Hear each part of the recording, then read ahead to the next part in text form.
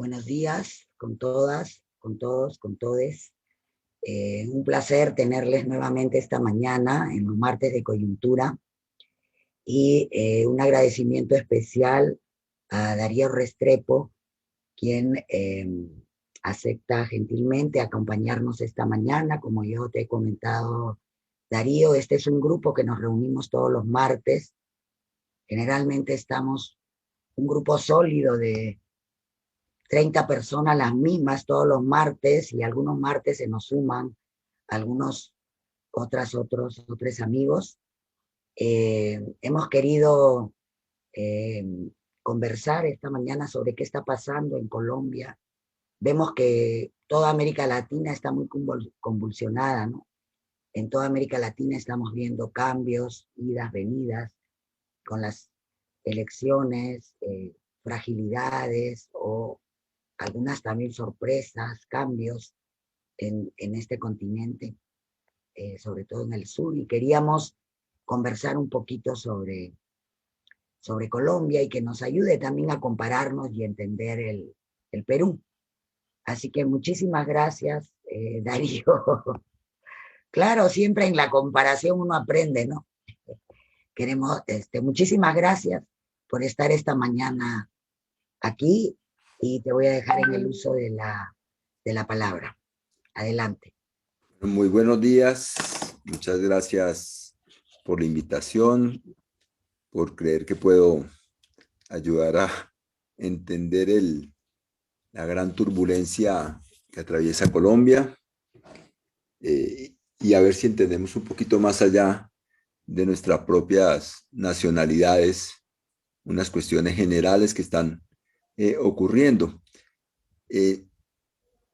Colombia es un país muy paradójico, ¿no? Porque es de las democracias más estables de América, quiere decir con menos golpes de Estado, con menos alteración a la rutina de las elecciones de alcaldes, gobernadores, presidencia, con todos sus órganos, digamos, consejos, asambleas, Congreso, con una relativa separación de poder, que a veces es fragmentación de poderes, pero continuamente con violencia, con muertos, ¿no?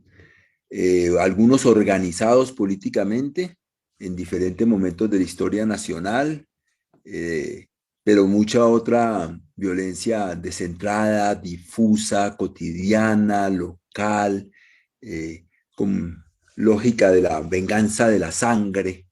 Esta familia mató a estos otros, entonces eso por generaciones, este pueblo contra este otro, esta élite contra esta otra élite, estos terratenientes contra estos campesinos. Bueno, la violencia no es algo que en Colombia esté por fuera del orden, sino que hace parte del orden. No es cuando fracasa la política, fracasan las instituciones, carecen mucho las tensiones, no logran, digamos, tramitarse por la vía de la política, las instituciones, en los márgenes mismos del Estado de Derecho, sino que es una variable que está anclada misma como un hecho permanente, tanto la difusa como la organizada. Por eso, pues digamos, en Colombia, muchos, porque yo oigo todos los días, digamos, fuentes de extrema derecha, derecha, centro, hasta izquierda, extrema izquierda, hay miedo. En el momento hay mucha angustia, porque todos sentimos que se puede salir de madre. Que si ya llevamos 41 muertos en 21 días de paro, 18 personas por lo menos que han perdido un ojo, varias decenas de desaparecidos, varias mujeres violadas en medio de todo esto. Entonces se desata esa animalidad y esa violencia contra las mujeres, como si fuera una patente de corso, y es porque esa orgía de la violencia tiene racionalidades políticas, pero también esta variable que les digo muy colombiana de de las violencias también difusas, de género, étnicas, odio de clase, prejuicios, ¿sí? Entonces, cuando ejercicio que hago casi todos los días, pedagógico, pero también muy alarmante, es que hay un miedo generalizado hoy en Colombia por, digamos, lo que pueda ocurrir con esto. Yo les voy a ofrecer, digamos, alguna, pues como entiendo yo un poco, cuáles son las causas estructurales por las que hemos llegado donde estamos, alguna de esas causas estructurales. ¿Por qué el estallido? Porque los estallidos son relativamente impredecibles, porque arbitrariedades y tonterías como las que estaba haciendo este gobierno en medio de la pandemia de subir los impuestos a una gente empobrecida, mientras que hacía exenciones tributarias a los que ya estaban ganando mucha plata, pues eso está bien, esto está ocurriendo hace 40 años. Entonces uno casi que se preguntaba, ¿por qué no ha explotado esto antes? Entonces las explosiones tienen cierto carácter impredecible, ¿no es cierto? Pero hay unas causas profundas, estructurales, recurrentes, casi que la explosión como podríamos imaginarnos que es como un volcán que entra en erupción, ¿sí? Pero el volcán no se autoexplica, son los movimientos muy profundos de placas tectónicas que presionan hacia arriba y que tienen, digamos, unas salidas, unos corredores, unas columnas, unas como lagunas internas que se van moviendo hasta que ¡fu! Explota hacia arriba. Entonces, yo voy a hablar más bien de esos movimientos tectónicos más profundos. Eh, y por cuestión expositiva, como los económicos y los políticos, aunque prácticamente ninguno se explica por fuera del otro y siempre en relación con el otro. Como prácticamente todos los países de América Latina, digamos, eh, Colombia emprendió esto de la liberalización de los mercados, de la apertura, del neoliberalismo, eh, oficialmente desde los 90, pero con esto venía desde de los 70, ¿no? Y digamos que el país cuando empezó a hacer eso ya era un país altamente inequitativo. Ya el desarrollo estaba concentrado en tres ciudades con sus departamentos, Cali, Medellín, Bogotá, y el eje, digamos, las tres ciudades son andinas, hacia arriba, hacia las costas, hacia el Atlántico, hacia la ciudad de Barranquilla. Ahí se concentra las mejores universidades, las mejores carreteras, la máxima concentración del empleo formal, los grandes bancos, las inversiones, la clase obrera, el origen de los presidentes, de los ministros, es el centralismo en acción, ¿sí? Y el resto del país, pues es un país de muchos pueblos, es mucho más equilibrado que el Perú, ¿sí?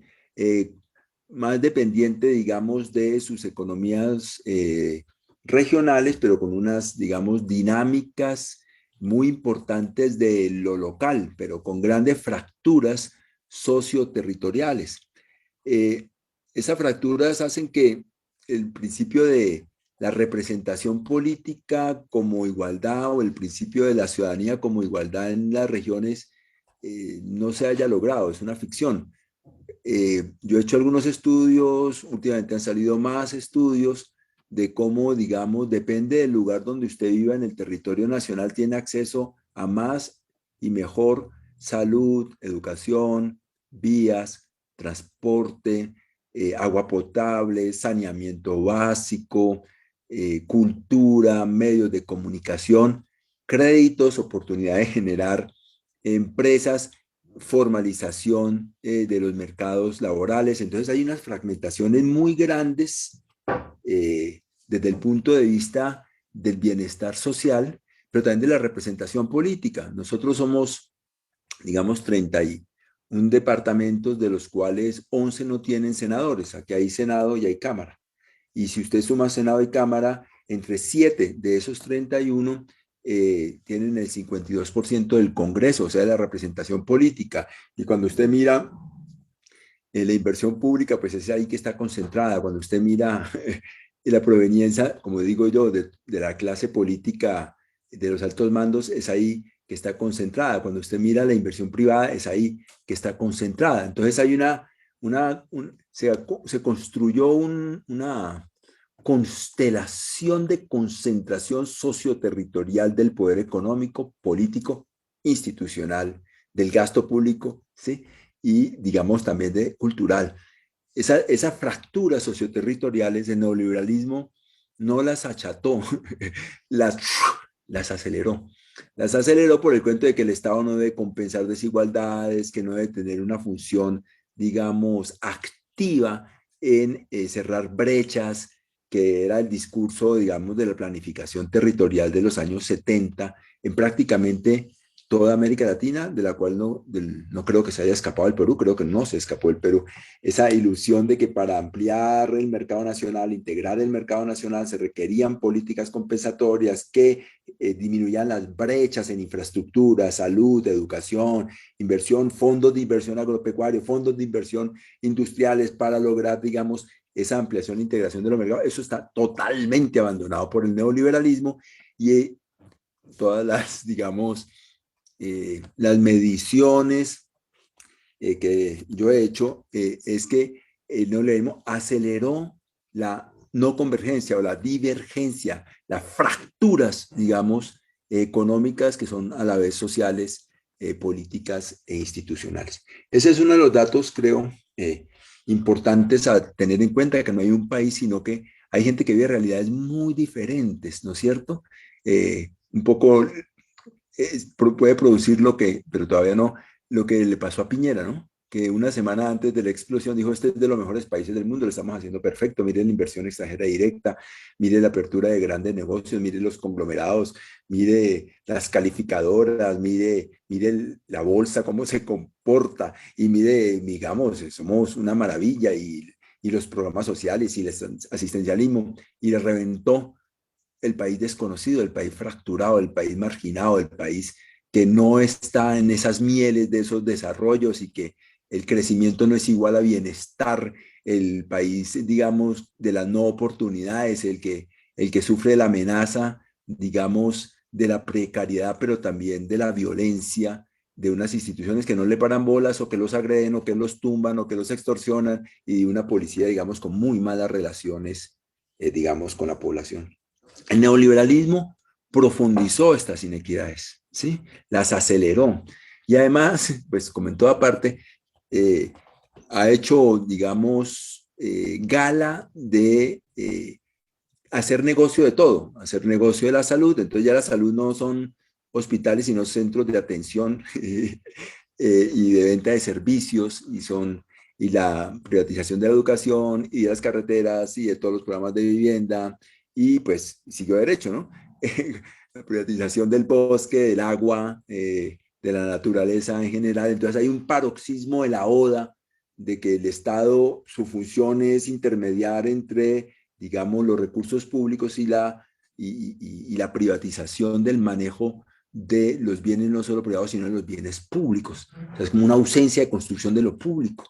Entonces, eso ha deteriorado no solo el discurso, sí, y la identificación de que tenemos algo en común que puede ser lo público, sino que ha sometido prácticamente todo a, a, la, a la lógica de la privatización, deteriorando considerablemente los derechos, incluso de las clases medias, porque ahorita muchos de los protestantes, llamados vándalos o bandas juveniles, uno dice, ¿por qué dañan el patrimonio público? Pues porque no tienen acceso ni siquiera al patrimonio público, porque no es de ellos, ¿sí? Eh,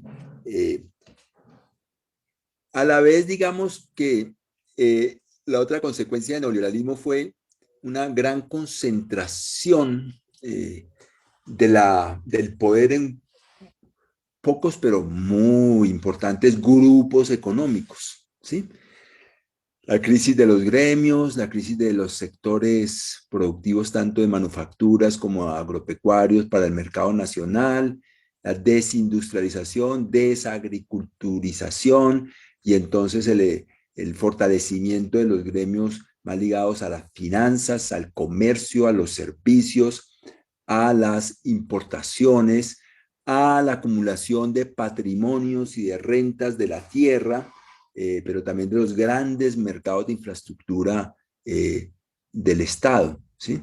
eso desequilibró, digamos, parte de la política compensatoria que estos diferentes grupos podían hacer en representación, digamos, de fuerzas más dispersas en el territorio, y hiperconcentró, digamos, el poder de clase, pero eso significando en buena parte un deterioro considerable del empleo formal en la agricultura, en industria, en diferentes sectores, en diferentes sistemas y circuitos económicos que dan como un sostén, digamos, de la producción y de los tejidos económicos, que siempre son tejidos sociales, son tejidos fácticos, físicos, de profesiones, de conocimientos, de trabajo, ¿no es cierto? Y el empleo, pues es el empleo de los servicios, un empleo más informal, menos bien pago, más inestable, más flexible, y con toda la reforma del neoliberalismo a las relaciones laborales, pues es el paroxismo de que los sindicalistas y el trabajo formal es un privilegio en una sociedad con tanto pobre, y entonces hubo un ataque permanente, sistemático y no ha parado a los ingresos de los trabajadores, los ingresos del trabajo en general. Y los sectores que crecen, los sectores fuertes, crecen no generando trabajo estable y en pago, ¿sí? Sino exactamente son usufructuarios de esa flexibilidad laboral gigante. Entonces vamos produciendo una sociedad más profundamente fragmentada socioterritorialmente, mucho más concentrado el poder, menos difuso, se concentra en actividades más rentísticas, especulativas, con un mercado laboral estructuralmente como una máquina de producir, digamos, informalidad, precariedad, ansiedad, angustia, vulnerabilidades, ¿no es cierto? Podría seguir con las características del modelo, digamos, de acumulación en general, pero estas ya me parecen suficientemente claves. Colombia se volvió, crece económicamente, entonces usted ve a través del tiempo, ay, Colombia es siempre estable, pues que no son de los que más crece, pero tampoco de los que se vienen de para abajo, no sé qué, pero el mercado laboral, sí, es una máquina permanente, digamos, de esa flexibilidad, de esa precariedad, de esa informalidad, con bolsones muy exclusivos de estabilidad, de formalidad, digamos, y unas clases, digamos, dominantes o ganadoras de esto, que están muy ligadas a la financiarización, a la transnacionalización de las cadenas de valor, con un socavamiento importante de las manufacturas y la agricultura para la producción nacional. En lo político, es muy importante recordar que Colombia nunca tuvo económico-político, reforma agraria, ¿no? En los 70 fue derrotada esa posibilidad, y entonces este modelo que estoy describiendo apostó básicamente su producción de excedentes convertibles en divisas en la minería, en el petróleo, en el carbón, en el gas, o sea, la minería y los hidrocarburos, y en la agricultura comercial de exportación.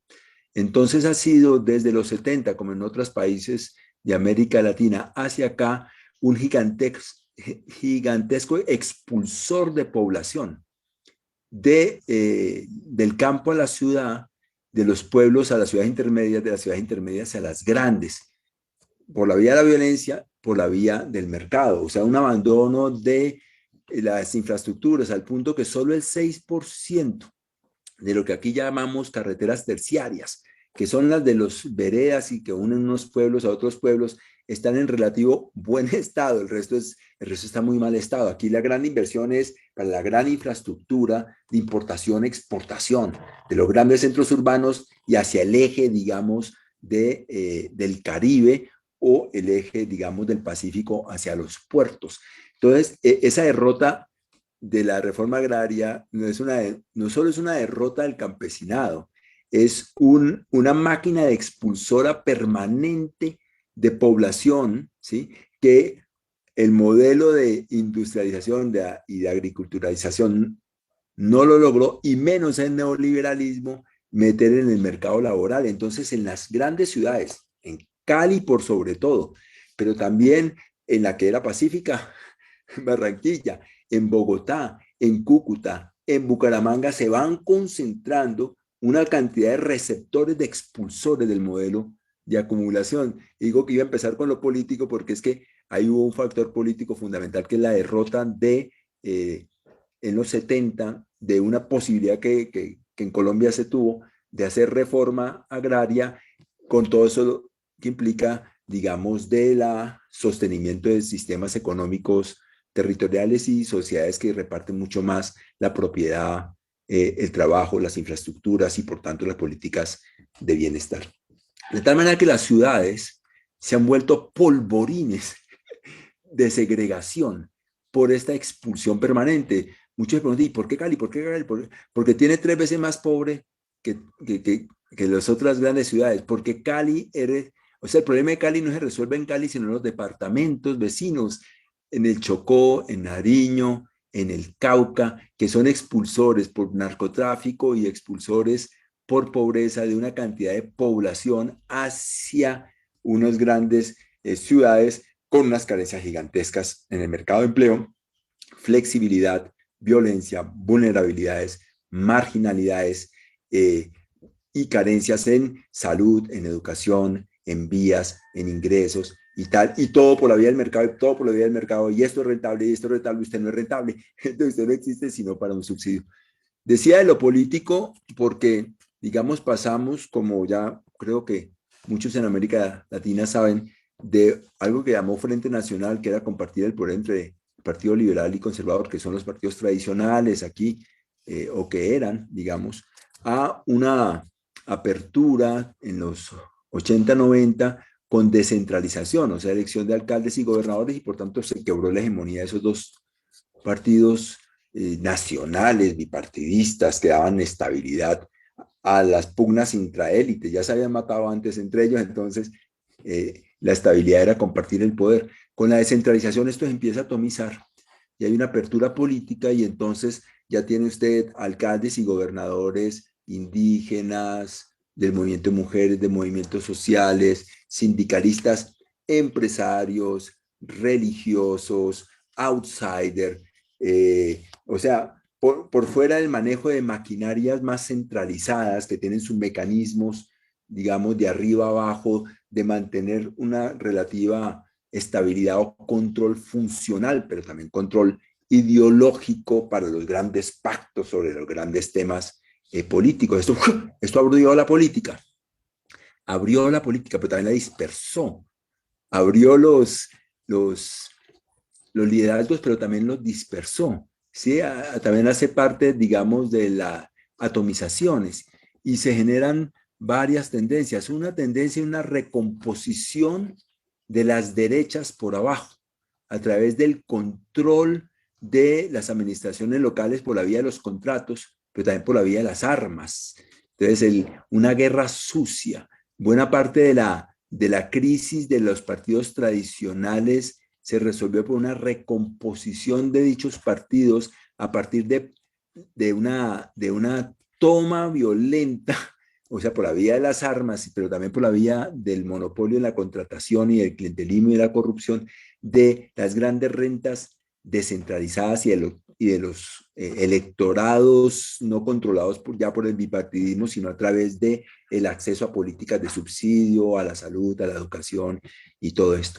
Y la otra tendencia, una gran apertura. Entonces, una gran creación de movimientos sociales en la década del 80 y del 90, apropiándose de las alcaldías, de las gobernaciones, de los consejos, de los programas políticos y metiéndole toda esa agenda de la nueva subjetividad, digamos, sociopopular democrática, de participación, género, economía local, control social, planeación participativa, cultura, la cuestión juvenil, todo, esa descentralización, digamos, una posibilidad de socialización de una agenda nueva, que no era únicamente la agenda de la propiedad de la tierra o la agenda de la reivindicación obrera, sino que eran nuevas subjetividades con nuevos derechos, con nuevas sensibilidades, con nuevos grupos que se volcaron, digamos, sobre la construcción de esa nueva sensibilidad como política pública desde el Estado. Hay un choque que no ha terminado entre esa resistencia a cerrar el espacio político y ese espacio político que se abre desde adentro, ¿sí? Y eso se expresa hoy. Hoy es muy angustiante. Ustedes dicen, bueno, preguntaron, ¿y qué va a pasar con toda esta agenda y esto tan disperso y quién lo une? Pues nosotros tenemos una angustia más grande en el momento, no solo como que qué va a pasar, sino que lo que está en juego es que buena parte de esa subjetividad, ¿sí?, juvenil, de género, de medio ambiente, étnica, de diversas identidades territoriales, de planeación participativa, de control social, de construcción colectiva comunitaria de lo público. No encuentra realmente realización de eso que todavía está muy fuerte, porque hay una resistencia al clientelismo, de los carteles de la contratación, de la extrema derecha, que no está conforme. Siempre criticó eso que se concretó en la Constitución de 1991, que desde entonces decían, la maldita Constitución, decía el que fue director alguna vez del Centro Democrático durante muchos años y que todos los días saca discursos incendiarios. Después dirán, hay que hacer trizas el acuerdo de paz, y que es expresión de esa Constitución, la maldita Constitución, y hacer trizas el acuerdo de paz. O sea, hay una fuerza muy reactiva contra la utilización del Estado, del derecho, de las instituciones, de los gobiernos locales como expresión de esa pluralidad de subjetividades populares, democráticas, comunitarias, como las cuestiones de género, las cuestiones de etnia, las cuestiones juveniles, las cuestiones religiosas, las identidades sexuales. Usted tiene en el sistema político, digamos, esa pugna no resuelta en medio de unas polarizaciones crecientes, de unas fragmentaciones socioterritoriales crecientes, una precariedad en los mercados de trabajo y una gran concentración del poder económico. En lo político, unos comentarios más, digamos, se recompone entonces a partir de la descentralización una derecha muy con base en el control, digamos, monopólico, mafioso, clientelista de los poderes territoriales. Yo no quiero decir que toda la derecha sea mafiosa, ¿no? Pero bueno, digamos, pudieron llegar a ufanarse que el 35% del Congreso, digamos, estaba ligado a los paramilitares. Lo dijo un gran líder paramilitar y nunca nadie lo desmintió. Y digamos que las ONGs que estudian esto, pues hablan de control en varias centenas de municipios de Colombia sobre 1.100. O sea, no, estamos hablando de una fuerza que nadie estima menos del 20 al 30 al 40% del control político de mafias. O sea, de sectores ligados directamente a la posibilidad de armar gente y de tener gente armada para, digamos, mantener sus privilegios, ampliarlos y estrechar el campo de los derechos y de las reivindicaciones. Es un polvorín. La violencia no es eso que está por fuera, es eso que se ejerce para el control político, es eso que se ejerce para la acumulación del capital, ¿no? Eso está ahí, siempre está ahí la violencia. El acuerdo de paz fue muy importante porque es el reconocimiento de muchas de estas fracturas de las que estoy hablando. El acuerdo de paz cuando dice, no, pues, ¿cómo vamos a hacer una paz estable y duradera? No, hay 170 municipios que son prioritarios. ¿Y qué tienen esos municipios de diferente? ¿Por qué prioritarios? Más pobreza, más violencia, más ilegalidad y más precariedad. No hay administración, no hay impuestos, no hay secretarías, no hay política pública. Entonces vamos a hacer un paquete, digamos, para integrarlos a la economía, a las políticas de bienestar y a la representación política, porque les da una posibilidad de tener 16 congresistas, digamos, a nivel nacional. Entonces, el acuerdo de paz como que es una hacerse sincero. Aquí permanentemente esto se rompe porque hay unos factores de inequidad y de desigualdad y de polaridad que están ligados tanto a la economía como a la política como al bienestar. Y por eso son programas de desarrollo económico, programas de política social de bienestar y reconocimiento de derechos a la participación sociocomunitaria y a la participación política. Y para esta derecha, no, ¿cómo se le ocurre? Ese es el comunismo ya. Entonces eso es ya la reforma agraria, eso es ya, digamos, el populacho determinando el gasto público. Entonces, buena parte ganaron las elecciones diciendo, pues, montados en la antipatía que genera la FARC en su marginalidad político popular, digamos, es decir, hay que hacer trizas ese acuerdo, hay que hacer trizas ese acuerdo. Entonces, sigue, y por eso la polarización tan grande, no está resuelto el balance de fuerzas de poder, y por eso la polarización tan grande, por eso el desmadre tan grande, porque están contra la apertura política de los años 90 a través de la descentralización, entonces han recentralizado el poder y quieren hacer de los alcaldes y gobernadores solo mandatarios de un poder centralizado que centraliza los recursos para llevarlos vía al mercado, que deteriora el carácter público de la política, que lo que hace es asistencialismo y lo que quiere hacer es disciplinamiento centralizado de los mandatos locales, ¿sí? Y por el otro lado, digamos, usted tiene un acuerdo de paz que llega y le dice, no, es que esto hay que profundizarlo aún más, pero ni se les ocurra.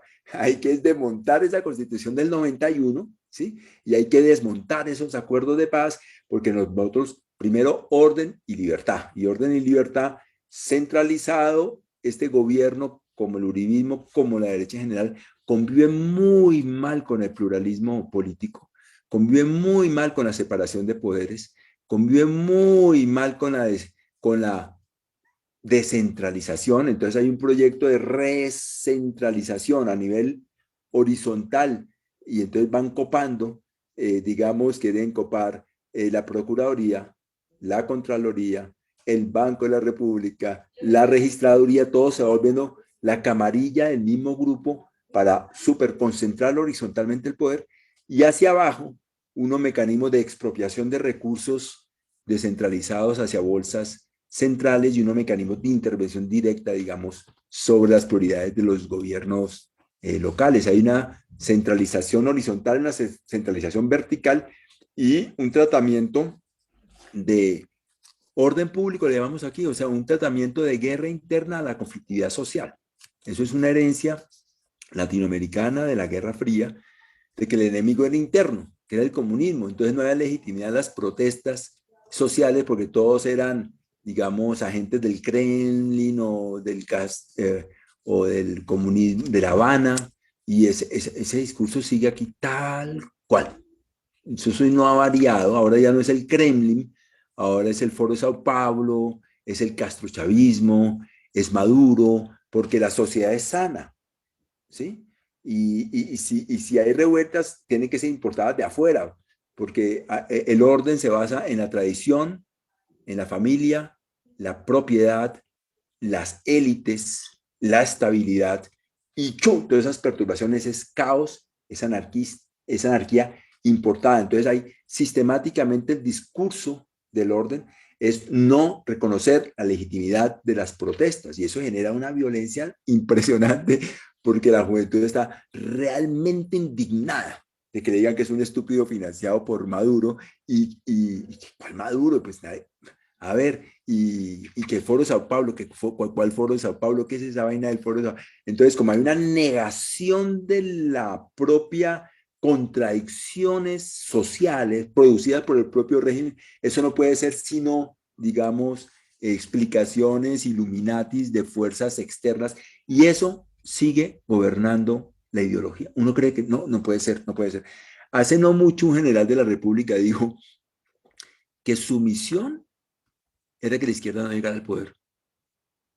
No, o sea, no es la defensa de la Constitución, de las fronteras, del Estado de Derecho, del orden, sino que una fracción política de la sociedad no llega al poder, ¿sí? O sea, estamos todavía en la ideología de la Guerra Fría. Bueno, eso era como para una introducción. Ahora, las causas, digamos, inmediatas del reventón, yo creo que son muy conocidas, y es que en medio de la pandemia, pues empresas cerradas, más desempleo, más pobreza, más vulnerabilidad, confinamiento en la casa y tal, pues una reforma, digamos, tributaria que dijo, después de otra que venía hace 3 años, 2 años, que le había hecho grandísimas exenciones tributarias al gran capital, dijo, ahora hay que subir los impuestos a las clases medias, solo que el concepto de clase media bajó y, digamos, mi empleada de servicio es clase media, ¿no? La señora que ayuda en la casa. Y esas tenía que empezar a declarar renta y subir los impuestos indirectos que le pega a todos los alimentos, los impuestos indirectos a la gasolina que le pega a todos los alimentos, y todo a nombre de los pobres, como siempre, todo se hace para recoger plata para los pobres. El sistema financiero hizo muchísimas utilidades el año pasado y a eso no se le subían los impuestos, mientras que la economía decrecía y el empleo crecía, el sector financiero se ufana de que hizo gigantescas utilidades y viene una reforma tributaria, le quita los impuestos al gran capital, le sube los impuestos a las clases medias y populares y ¡pum! El reventón. Entonces, el gobierno se demora, pero termina echando para atrás la reforma tributaria y sigue el reventón. ¿Y pero por qué más quieren? No, pues que ahora queremos la salud, porque es que están haciendo de la salud un negocio tal que se ufanan de que hay coberturas casi universales, pero es la cobertura en la intermediación financiera. O sea, cada seguro es plata para el asegurador. ¿Y dónde está el negocio? En que cueste menos atender al asegurado, es decir, en postergar la cita, en no dar los medicamentos, en evitar que llegue al especialista. Y entonces eso es el sistema es un permanentemente, dolorosamente, produce una cantidad de muertes innecesarias porque está totalmente financiarizado ese negocio, ¿no es cierto? Entonces ya van, no solo por lo tributario, ya van por lo de salud, y van por la educación, y van sobre todo también por el derecho al reconocimiento. Ese sí es mi última palabra. El primer principio de la discordia y el primer principio del entendimiento es reconocimiento o desconocimiento. Esta ideología de la guerra interna, del enemigo interno, de tratar los conflictos sociales a través del ejército o una policía militarizada, como vándalos, delincuentes, que siempre los hay y que se magnifica el foco ahí para quitar, digamos, la legitimidad de las fracturas, que no se noten porque somos una sociedad saludable, es el principio mismo de la rabia, del no reconocimiento de tu legitimidad, de tu subjetividad, de tus pasiones, pulsiones, deseos, anhelos, sino es la negación, digamos, a tratarlo como un humano, con dignidad, y entonces te trato es como un terrorista o un vándalo o un inconsciente a disciplinar por la vía de la represión paternalista a través del orden, digamos. Ese es el discurso perpetuo de la derecha y en este momento eso es una eclosión sin puentes, sin puentes. Hay un Consejo Nacional de Paro de 20, 18 hombres, 17 de ellos mayores de 40 años, cuando las calles son hombres y mujeres jóvenes, sí, menores de 30 años. O sea, ese consejo representa eso, esa sociedad organizada de antes, sindicato, movimiento campesino, movimiento indígena, movimiento estudiantil, bueno, de antes y de ahora, ¿sí? Algunas ONGs, LGTBI, mujeres, pero no esa, esa emergencia de esas subjetividades juveniles dispersas, plurales, atomizadas, fragmentadas, precarizadas, que no tienen necesariamente un apego por lo que uno quisiera que todos tuviéramos apego, lo público. Entonces ataquemos los frentes de poder, pero no nuestro patrimonio público, lo público. Un poquito como cuando en Francia estallaron esas revueltas que se fueron a quemar todo lo que pudieron, empezando por el metro, pero ¿por qué? Porque incendian el metro si el metro es el canal de comunicación popular, porque ni al metro tienen acceso. Pasa mucho aquí también, estamos también la destrucción del patrimonio público porque no hay un apego, ese no es mi público, ese no es mi colectivo. Hay un problema de reconocimiento y el gobierno se resistió 15 días a reconocer el Comité Nacional de Paro y ahora lleva 3 días, 4, 5 días tratando de empezar la negociación con ese Comité Nacional de Paro y le dice, si usted no me condena a los vándalos, yo no negocio con usted. Y el Comité Nacional de Paro le dice, si usted no para esta confrontación de guerra contra la sociedad, no podemos negociar con usted, tiene que dar garantías a la protesta social y ahí estamos empatados en nada, mientras que toda esa otra, digamos, efervescencia social todavía no está organizada con sus plataformas y con sus derechos a ser reconocidas. Por lo tanto, mi lectura es que esto lleva 21 días y va a durar muchos días y semanas, si no más tiempo, hasta que no exista el reconocimiento de la dignidad de las subjetividades que hoy, digamos, están rompiendo, saliendo y diciendo basta ya.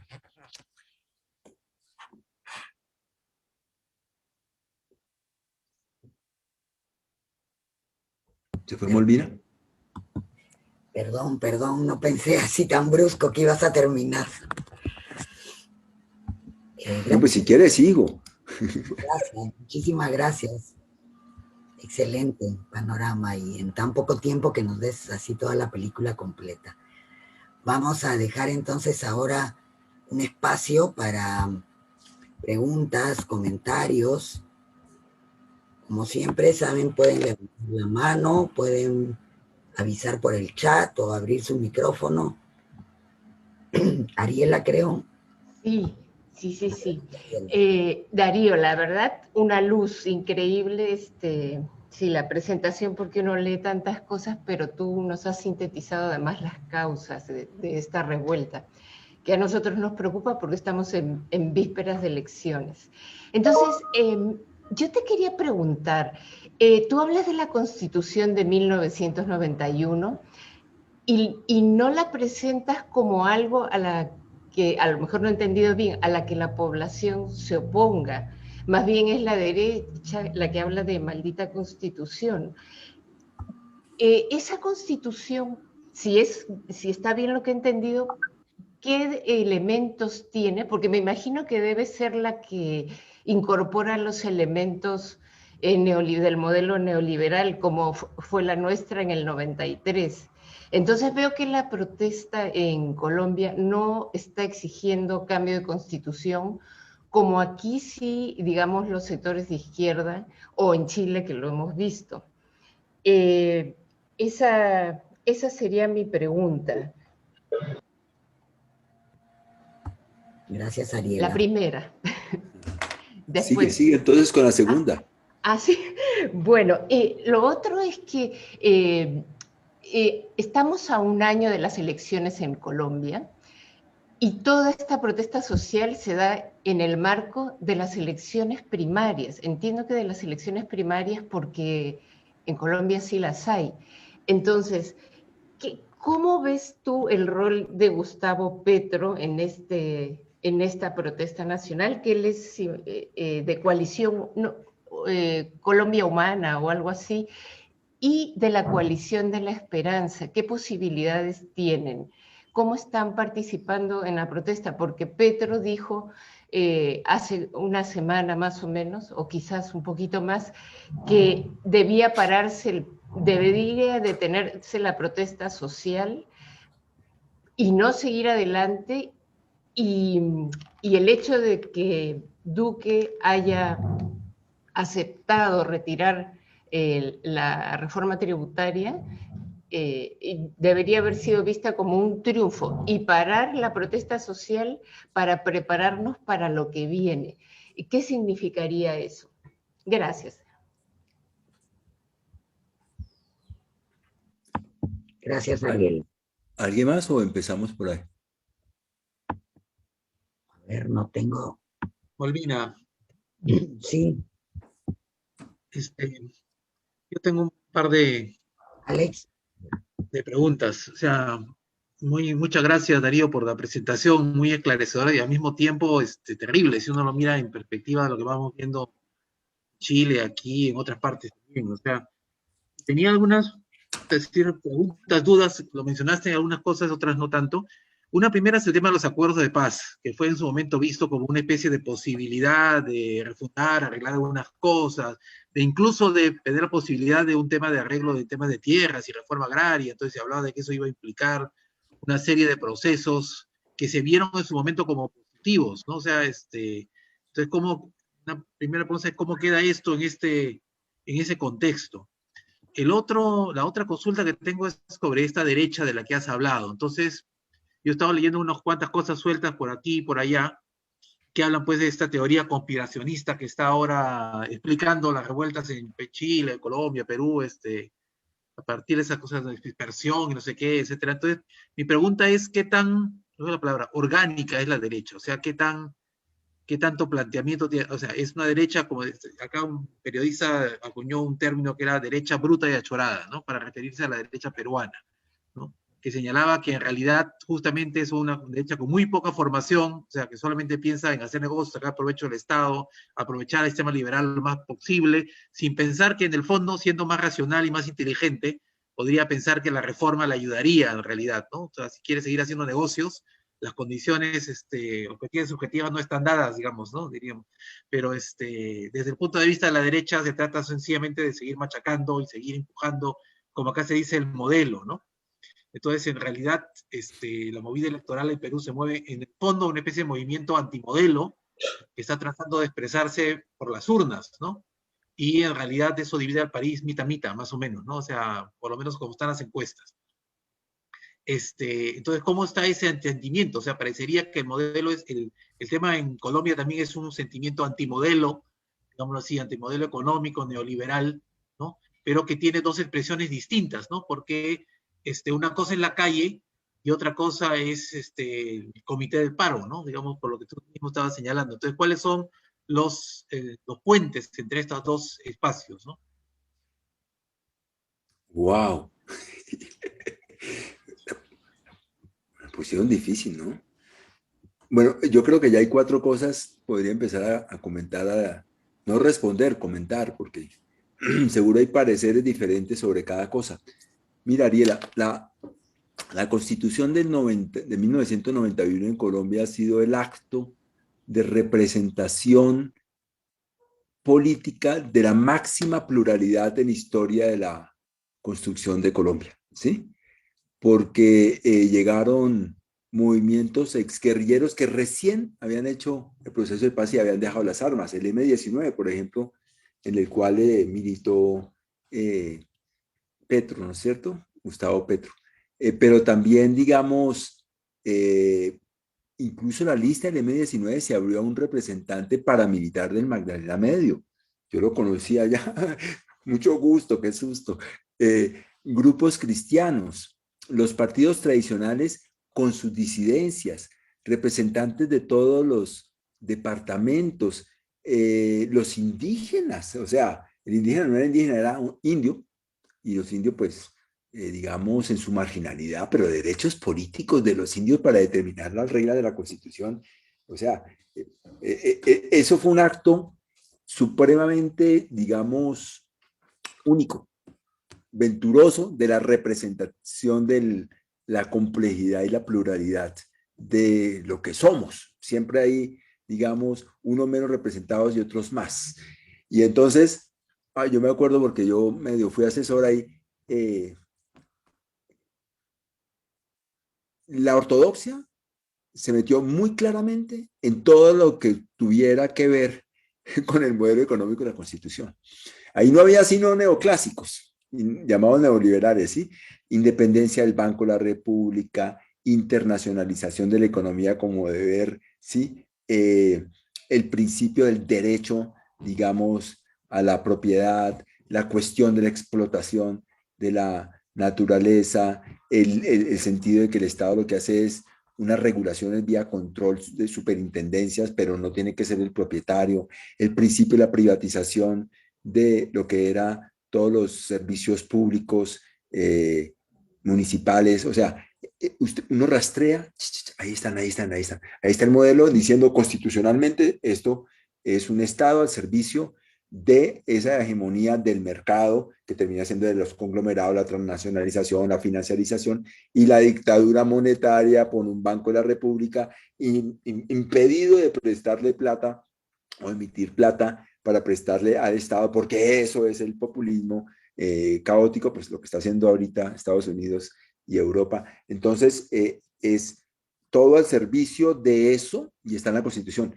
Y todo lo que te dije, los exguerrilleros, los indígenas, las negritudes, los movimientos sociales, regionales, las disidencias de aquí, los de allá, derechos, derechos, derechos, derecho a la mujer, derecho a la privacidad, a la intimidad, derechos sexuales, derechos de la descentralización, derechos de la naturaleza, de todos.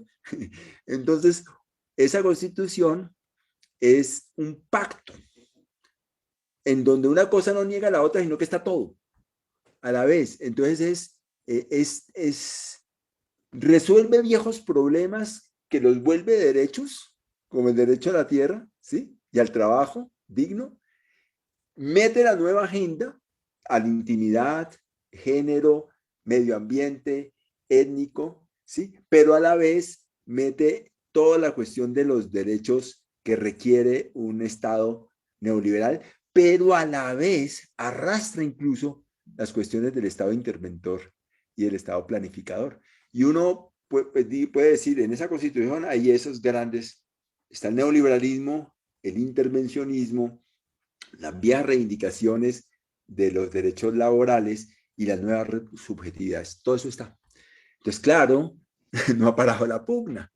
No ha parado la pugna por ver quién desarrolla más, ¿sí? Y qué derechos prima más sobre otros. Entonces, por ejemplo, en lo de medio ambiente se crea a partir de ahí, pues, el Ministerio del Medio Ambiente, como en otros países de América Latina, digamos, 80, 90, 2000, se crean esos ministerios. Pero entonces el ministerio, pues, puede hacer unos estudios previos de factibilidad ambiental de los grandes proyectos de inversión, a ver cuál es su impacto y si, entonces, si puede hacerse o no puede hacerse. Y si puede hacerse, entonces, ¿qué tiene que tener en cuenta? Etcétera. Pero también está el derecho a la inversión privada y el derecho a la inversión extranjera y la vaina del desarrollo. Entonces, que chocan. Entonces, hay cantidad de demandas y hay pleitos, pero ¡pum!, eso se ha desbalanceado. Arriba se desbalanceó y abajo se desbalanceó para el otro lado. A ver, yo me explico y paso por... Arriba se desbalanceó poniendo incluso una agencia de medio ambiente en el Ministerio de Minas. ¿Sí? O sea que desde arriba la lógica es, aquí todos los derechos no priman igual, el derecho al extractivismo, a la inversión privada y a la transnacionalización prima sobre la cuestión del medio ambiente. Pero abajo fue al revés, porque abajo, digamos, como estaba la figura de los derechos de la consulta previa, que hay que consultar a las comunidades, consultar a los indígenas, consultar a los pueblerinos. Cuando hay esas cosas, pues cada una de esas consultas la perdió, pero por nocaut, los proyectos mineroenergéticos, con plebiscitos y con consultas de más del 90%, 98% de la población diciendo, no queremos eso, no queremos eso, no queremos eso. Entonces arriba han parado. Las consultas son ilegales, las consultas no hay que hacerlas, ¿sí? Entonces hay una doble, ese empate que está en la Constitución. Por arriba se dijo, lo principal es el neoliberalismo, es el negocio de la privatización, y por abajo se dijo, no, lo principal es la vida, lo comunitario, la soberanía de que los colectivos determinan su propia política pública. Entonces hay que entender la Constitución así. Y hay que entender las contradicciones que se expresan a nivel legal como expresiones de relaciones de fuerza que se concretan, digamos, en esas tensiones. Lo del acuerdo de paz. Lo del acuerdo de paz es en parte una expresión de eso, de la Constitución del 91, ¿sí? Porque es decir, yo no, el otro no lo derroto por la vía militar, sino que negocio con él un acuerdo. Y el acuerdo tiene unas cuestiones supremamente inaceptables para la derecha, ¿sí? La derecha dice, nosotros ganamos la guerra. Si no, nos hubieran sentado. Nosotros los vencimos. Y por lo tanto, el vencedor no va a juicio. Es el vencido el que va a juicio. Y pues el vencido, yo le puedo otorgar algunas facilidades en su juicio. Si se entrega, si confiesa, si da muestras de arrepentimiento o quizá de que no va a repetir. Entonces le puedo reducir las penas, reciclarlo socialmente, integrarlo en la sociedad, pero el vencido no, o sea, el vencido no tiene culpa. La verdad, la verdad es de los ganadores. En este acuerdo de paz hay algo que se llama JEP, Justicia Especial para la Paz, ¿sí? Que es un tribunal especial, donde en principio todos los actores del conflicto podían someterse a la JEP a contar verdad, tanto desde el guerrillero como el militar, como el paramilitar, como los terceros civiles que pudieron haber financiado o usufructuado de la guerra. Entonces la derecha ha sacado y ha sacado y ha sacado y ha sacado, para que no quede sino la guerrilla y que sea un tribunal para condenar guerrilleros con ciertas gabelas de que en vez de 20 años de cárcel o 40 años de cárcel sean 8 años de cárcel o 4 años de cárcel, ¿sí? Pero la Justicia Especial para la Paz están llegando una cantidad, están pidiendo policías, más de 1000 militares. Yo quiero ir a contar verdad. Es decir, a la posibilidad de enjuiciar a los ganadores de la guerra, a los paramilitares, los ganaderos que pudieran haber financiado, los terratenientes, los carteles de la contratación, todos aquellos que se lucraron por la vía de la guerra, o sea, lo que llamamos, o algunos llamamos aquí, la burguesía gangsteril o la acumulación por la vía de la violencia. Mira, en algún momento dado, del auge paramilitar, salió un estudio posteriormente sobre esas épocas de un profesor de la Universidad Externado de Colombia, donde dijo, en el 82% de los municipios de Colombia donde hay presencia paramilitar, no hay guerrilla. Quiere decir que en medio de la confrontación, el uso de las armas no era contra insurgentes, era guerra contra la sociedad para expropiárselos, ¿sí? Pues no había guerrilla, pero habían paramilitares. Sobre todo que para que no venga la guerrilla, no, porque era una forma de acumulación por la vía violenta a la colombiana. La violencia, vuelvo y repito, una y otra vez, en Colombia no es eso que está por fuera del orden. El fracaso del orden es constitutivo del orden político y constitutivo del orden económico. Entonces, por eso, esta derecha es totalmente reacia al acuerdo de paz, porque ellos dicen, nosotros ganamos la guerra, requerimos impunidad total. Y este Tribunal de Justicia Especial para la Paz está empezando a decir, falsos positivos, sí, yo lo hice. Mi general, mi comandante, mi capitán, y me daban plata, me daban vacaciones, me dieron la orden, por no hacerlo, me desplazaron, por no hacerlo, se burlaban de mí. O sea, es la confesión de la barbarie de un Estado, digamos, que genera desde la institucionalidad mecanismos atroces de guerra contra la sociedad. Eso es inaceptable, o sea, eso es aceptable en la intimidad de la sala, del comedor, sí, pero no es aceptable que eso se vuelva un tribunal que se pueda enjuiciar. Yo tengo una hipótesis muy chocante, ¿no? Así como un acuerdo de paz con la guerrilla, debe de una u otra manera hacerse un acuerdo de paz con la derecha. Y porque si no, esta va a estar permanentemente en guerra contra el acuerdo de paz y la Constitución del 91, porque ellos se sienten ganadores y no los hemos derrotado ni siquiera a nivel de las elecciones como para decir que ellos se van a someter. ¿Cómo llegar a un acuerdo de paz? Pues primero creo, en efecto, que hay que derrotarlos en las elecciones, evitar el golpe de Estado y que siga funcionando los mecanismos de la Justicia Especial para la Paz hasta el punto de llevarlos a una negociación, pero eso es otro capítulo que ahorita no vale la pena, o sea, no voy a desarrollar. Las elecciones. Hay tres grandes conglomerados tradicionales, ¿sí? La derecha está muy atomizada, la derecha la ha unido es el expresidente Uribe. El expresidente Uribe ya no tiene más del 20 y pico por ciento de favorabilidad, llegó a tener 80% de favorabilidad. La derecha es lo que él puede aglutinar, pero él hace ratos que sabe que ya no jalona tanto. Entonces se ha aliado con unos grupos cristianos. Y es muy importante, porque esos grupos cristianos, digamos, tienen muchísima gente en ciudades, pueblos y campos, ¿sí? Entonces la cuestión de la familia, no a los gays, no al aborto, no a la eutanasia, no a la sexualidad antes del matrimonio, yo no sé si todavía eso existe, o sea, unos valores morales conservadores, ¿sí? Eh, no es únicamente la derecha de los negocios, es también la derecha de que el negocio por encima de todo otro derecho, sino también es la cuestión moral, ¿sí?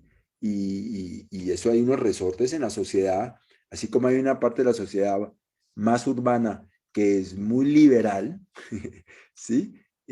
Sí al aborto, sí a la eutanasia, si usted es gay, pues que sea gay, a mí que no me importa, que cada uno haga lo que quiera, todo el mundo tiene derecho a su intimidad, a su expresión, a sus posibilidades de subjetividad y de existencia. Hay una derecha conservadora, entonces nuestra derecha es una alianza entre un sector que cree en el orden a través de la violencia, de burguesía gangsteril, terratenientes, el partido de los terratenientes, toda su cúpula son terratenientes, ¿sí?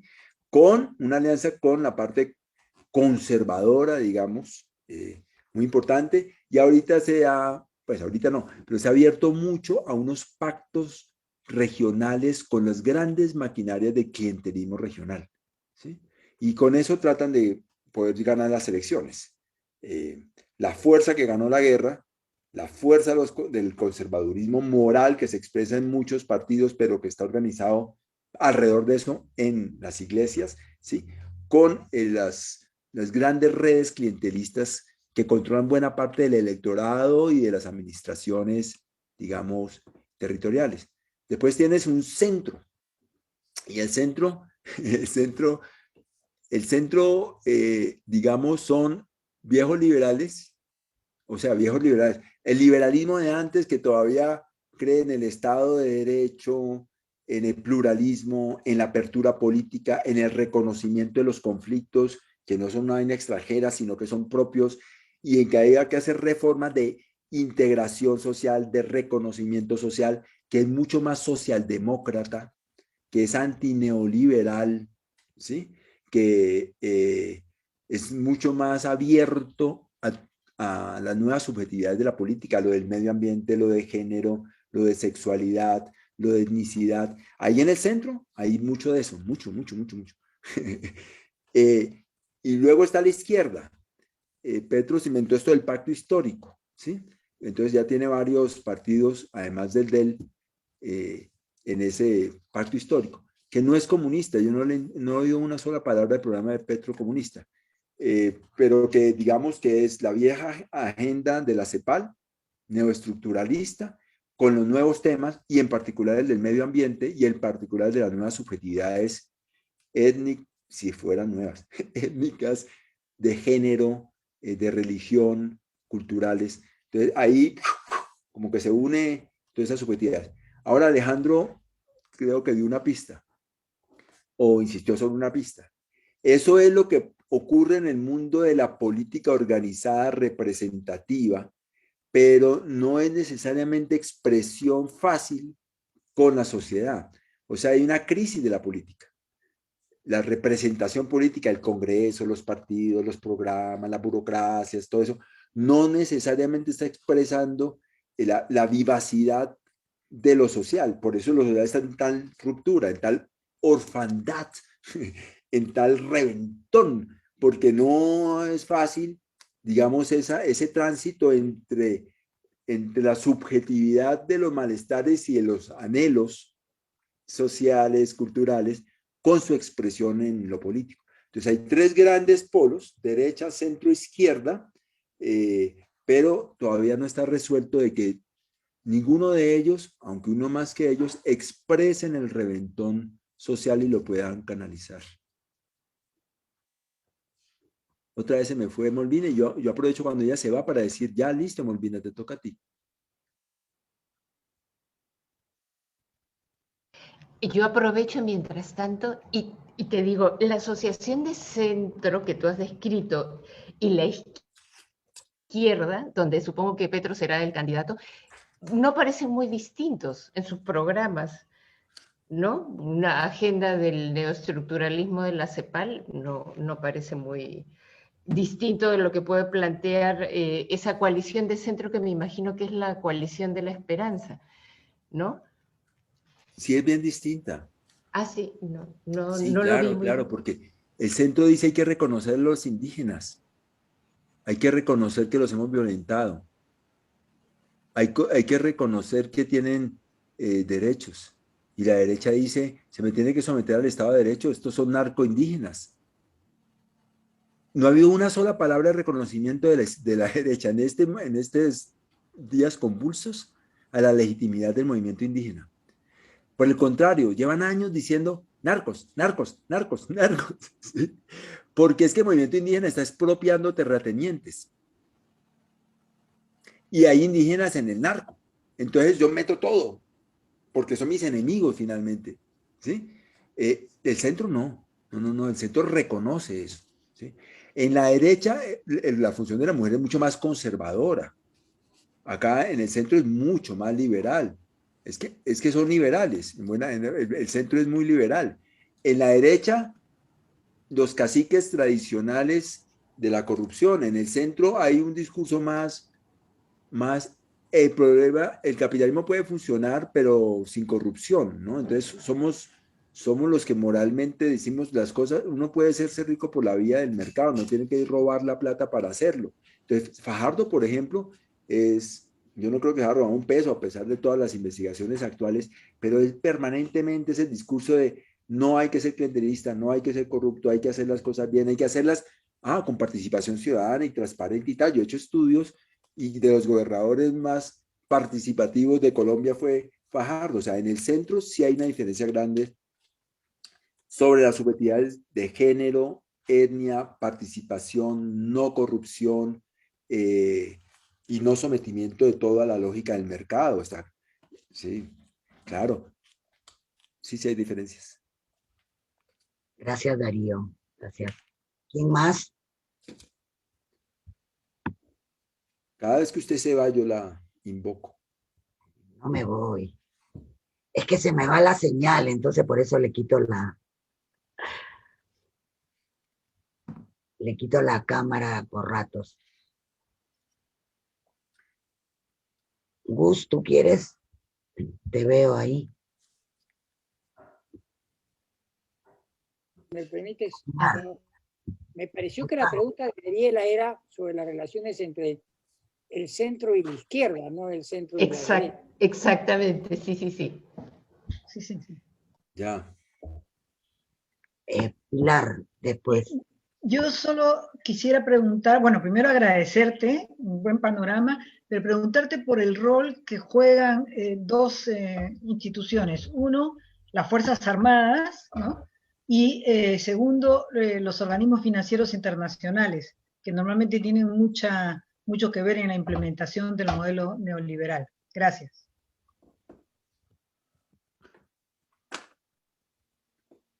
Ustedes hacen preguntas dificilísimas, ¿no? Sí, mire, hasta ahora ninguno de los tres grandes polos ha dicho este es el programa. O sea, lo que yo digo es como las fuerzas políticas que se mueven y las cosas que prefieren y sobre las que insisten, ¿no? El único candidato que existe es Petro. De resto no, de resto existen 34 candidatos más. Pero el único que ya todo el mundo sabe que es el candidato es él.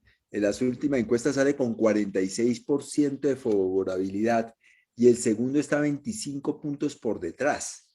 Bueno, estamos lejos, estamos a un año de las elecciones, pero entonces diferencias entre Petro y el centro. Está mucho más ligado a los movimientos sociales y populares y a lo juvenil, orgánicamente, ¿sí? Los combos de la economía humana son combos sociales movilizados. El centro es mucho más manera elitista de manejar la política, hablar a nombre de, ¿sí? Y quizás su movilización está más en los funcionarios y en las burocracias, o sea, son corrientes dentro del Estado, las corrientes de Petro están más en la calle, ¿sí? tiene una relación mucho más estrecha con lo indígena y mucho más respetuosa.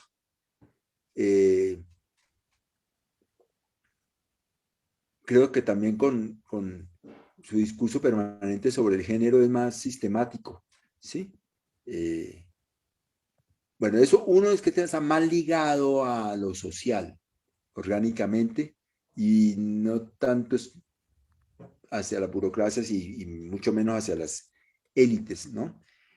Lo otro es que en el tema medioambiental, aunque usted encuentra medioambientalistas en el centro y incluso en la derecha, el que es más incisivo de que esto del petróleo y del carbón no va más, no puede ir más, se está agotando, los mercados se van a estrechar, en el mundo entero hay restricciones mayores, tenemos que hacer un tránsito del extractivismo al post-extractivismo. El que metió eso así, ¡pah!, tenemos que hacer el tránsito es Petro. Entonces aquí la derecha dijo, ese es el populismo, necesitamos seguir en el extractivismo y ahondar en el extractivismo, y el centro, cobremos un poco más de impuestos al carbono, ¿sí? Cuidemos que no devastemos tanto el Amazonas, pero digamos el discurso más radical frentero sobre cómo reestructurar el modelo de desarrollo económico y las políticas públicas sobre la cuestión medioambiental, también lo expresa Petro. No que no esté en el centro, incluso no que no esté en la derecha, pero es una cuestión de énfasis importante. Su relación con lo social y su relación con la cuestión del medio ambiente me parece muy importante. Y luego la proveniencia, es que él fue guerrillero, ¿no? Entonces yo digo, en el programa no, pues él me dijo, no era comunista, entre otras cosas, pero en el programa de Petro no hay comunismo, es reindustrialización, reagriculturización, pero con el patrón medioambiental y la cuestión de la equidad territorial también. Le doy un discurso sistemático, coherente, importante sobre el tema, pero también en el centro la cuestión se expresa de lo territorial. Son programáticamente hasta ahora son más las fuerzas sociales que uno expresa, más que los programas expresados. Aunque Petro tiene mucho más críticas a el neoliberalismo como el mercado autorregulado, dice que eso no existe y que los derechos deben primar sobre los negocios y los negocios deben ser respetando los derechos. Todo eso mismo lo puedes encontrar en el centro, pero más tímido, más easygoing. En cambio, él es mucho más enfático y claro sobre cómo la lógica neoliberal y de la mercantilización del trabajo, de la salud, de la naturaleza, de la educación, producen inequidad, desbastan, son inconvenientes.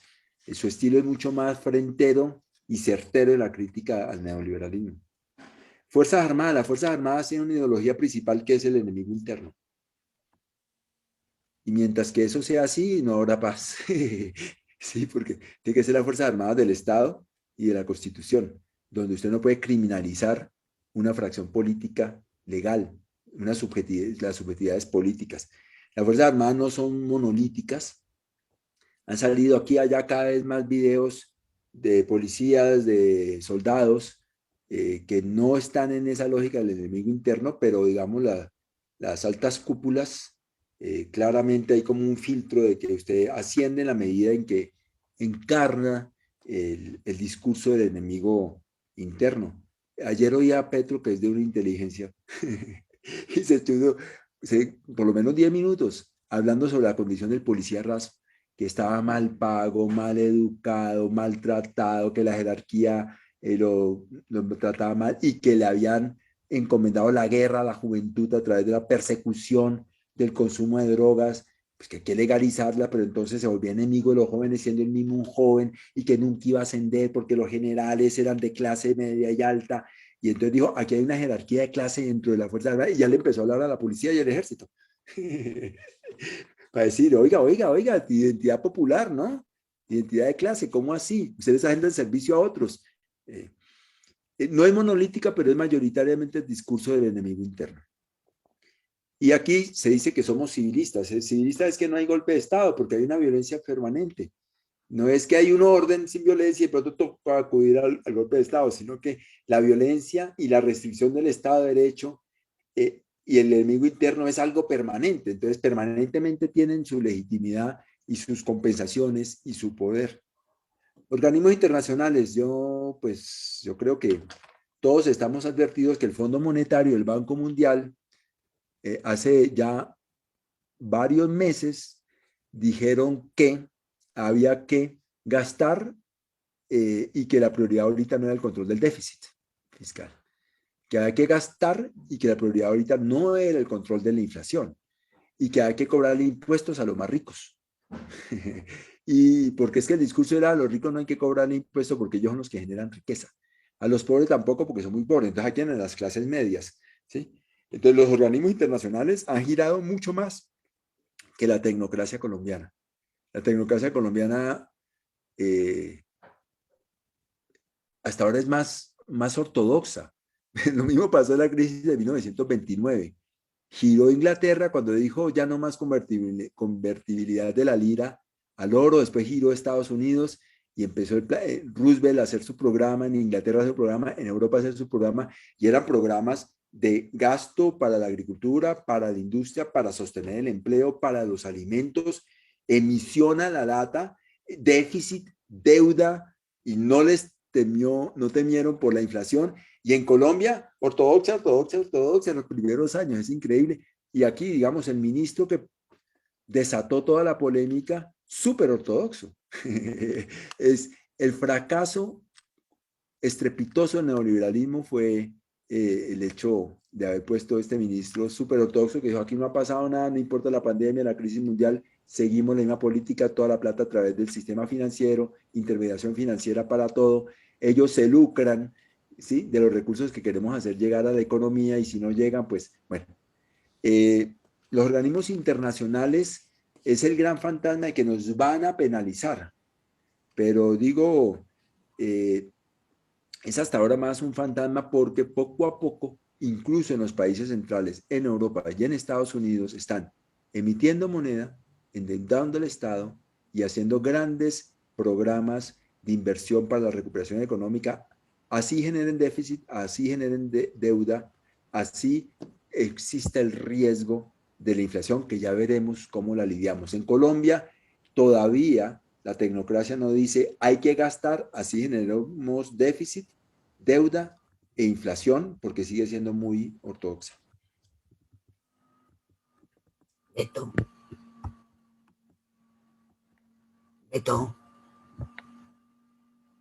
¿Me escucha? Beto, has pedido la palabra. Sí. Aquí estoy, gracias. Ya. Hola, Alberto. ¿Cómo estás, Darío? Muchas gracias por la exposición. Yo tengo un par de preguntas, ¿no? La primera es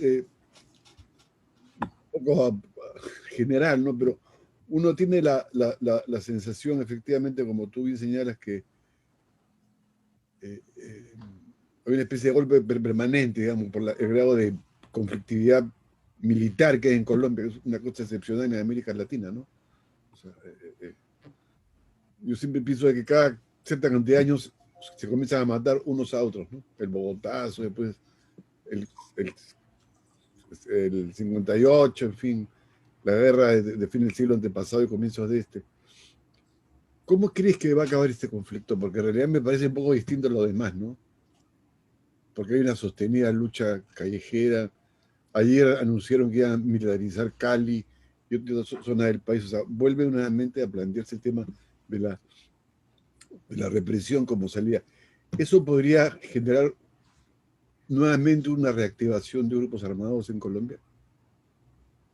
Esa es la primera pregunta, porque para que sigan con los ciclos ya más o menos seculares de la violencia en Colombia, ¿no?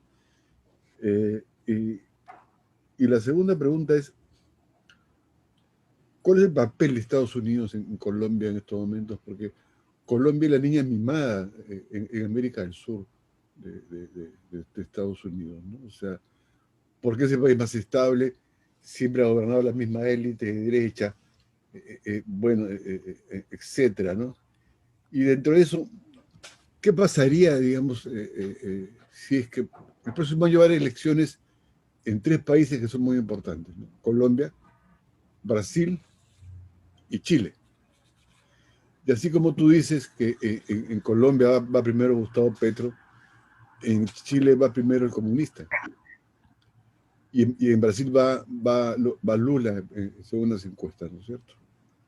Entonces, ¿cómo imaginas en este contexto a Colombia? Porque Colombia siempre ha estado del lado más, ahora pues es la cabeza más visible del Grupo de Lima, con un papel, en mi opinión, nefasto contra Venezuela, más allá de la opinión que uno tenga sobre el régimen venezolano o sobre el gobierno venezolano. ¿Cómo ves porque eso también es otro factor a tomar en cuenta en la reacción del comportamiento de las élites, ¿no? Esas serían mis dos preguntas. No, con seguridad, Alberto, usted sabe más o tiene más opiniones estructuradas respecto de eso. Yo lo que siento superficialmente es que hubo una ola izquierda, ¿no es cierto? En Venezuela, Nicaragua, Brasil, Argentina, bueno, si eso pudiera, pero de todas maneras, ruptura con el neoliberalismo y eso, digo, por lo menos críticas. Bolivia, Ecuador, y después hubo como un retorno de las derechas, pero pateando el Estado de Derecho, ¿no? Sindicalizando a la oposición, juzgándola, golpes de Estado, pues en Brasil, eso, en Bolivia,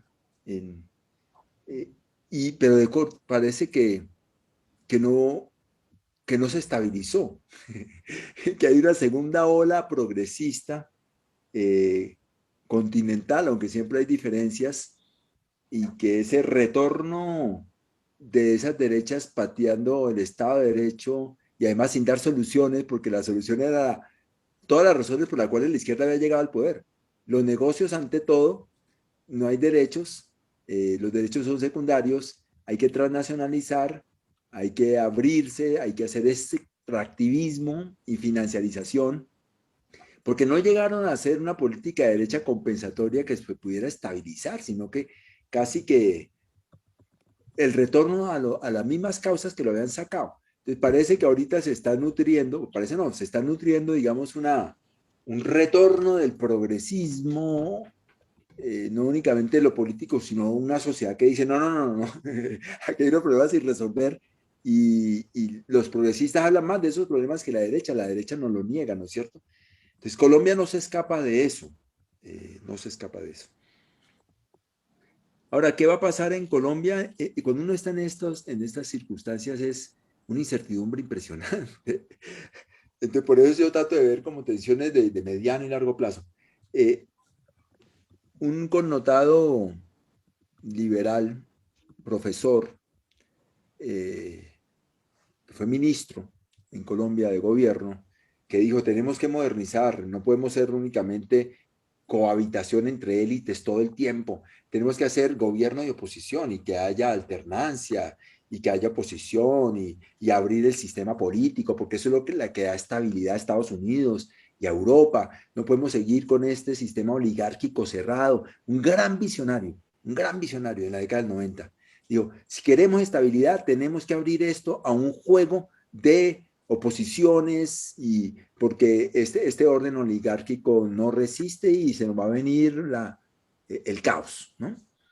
Hace muy poco Diego dijo, es que nosotros hemos construido siempre la alternancia, mas nunca la alternativa, porque siempre la alternancia ha estado entre las élites. Es la primera vez que las élites podemos ser sacadas del poder. ¿Sí? Hay un temor porque hay una posibilidad. En la primera vez de la historia colombiana, no que haya una ruptura comunista, sino que las élites no gobiernen el Estado. ¿Sí? ¿Y por qué la violencia? ¿Y qué función juega la violencia?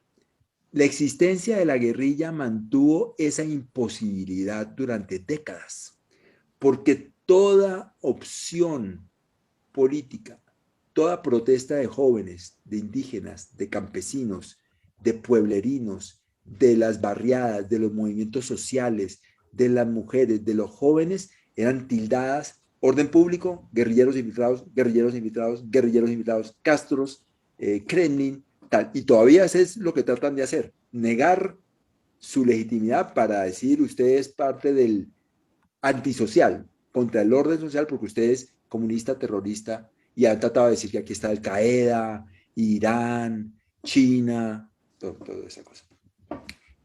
Es la violencia, en un análisis muy estructural, mantuvo la guerra contra la guerrilla, mantuvo contenidas las posibilidades de cambio, por esa presión que usa la violencia como contención difusa y permanente de las alternativas. Entonces, ahorita uno siente que se pueden al fin sacar del poder, pero en este estallido uno siente que la violencia es un arma más de la extrema derecha que de la izquierda. Y que los que pueden ganar con el degeneramiento de las confrontaciones es la derecha. Porque entonces eso justifica estados de excepción, militarización de las calles, cerrar las ONGs, perseguir el pluralismo político a través de la prensa, restringir los derechos de movilización, restringir el debate político en el Congreso, concentrar la plata, concentrar los decretos de excepción y instalar, digamos, un régimen autoritario y más de derecha, restringiendo, digamos, la expresión de lo social y de lo político como pluralismo. Una vez más, o sea, porque la violencia no ha significado lo mismo en momentos de la historia, y a veces la violencia es el patrimonio que viene empujando desde abajo contra las élites. Hoy, yo creo que quien desearía que esto fuera una confrontación violenta, cada vez más abierta, es la derecha, porque es lo que necesitan para construir ese régimen que cierre las posibilidades de que los saque por primera vez del poder desde el comienzo de la República. Gracias, Darío. Vas a replicar seguro, Beto, te veo. Eso es lo que dice Petro en su mensaje, pues, ¿no? Cuando plantea la necesidad de una especie de acuerdo, ¿no? Sacando a Uribe, entre comillas, gobierno de facto que tiene Duque en su... Porque en realidad para Petro, Uribe es el cerebro de todas estas cuestiones reaccionarias o de represiones y qué sé yo. Pero